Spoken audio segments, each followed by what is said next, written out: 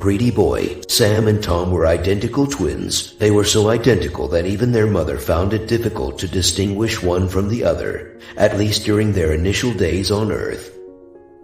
However, they were very different from each other when it came to everything other than their appearance. Sam had no friends, while Tom was a great friendship maker. Sam loved sweets, but Tom loved spicy food and detested sweets. Sam was mommy's pet and Tom was daddy's pet. While Sam was generous and selfless, Tom was greedy and selfish. As Sam and Tom grew up, their father wanted to share his fortune equally amongst them. However, Tom did not agree and he argued that whoever proved to be more intelligent and strong would have to get a bigger share of the wealth.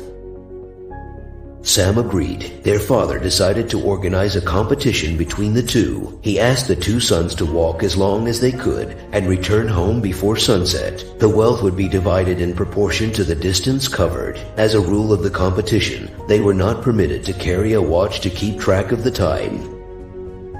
The following day, Sam and Tom set out to walk. It was a rather sunny day. Sam walked slowly and steadily, while Tom broke into a sprint as he was bent on winning the race and also winning a greater portion of his father's wealth.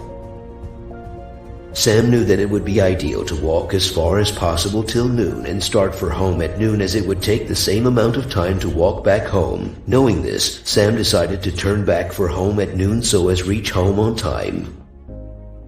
However, Tom, with his greed to earn more wealth, did not attempt to return home even after mid-noon. He walked twice as long as Sam and thought he would still be able to return home before sunset. He hurried back when he saw the sun turn orange. Unfortunately, he could not even make it halfway home as the sun started to set. Slowly, darkness engulfed his path and he had to drag his tired feet back home.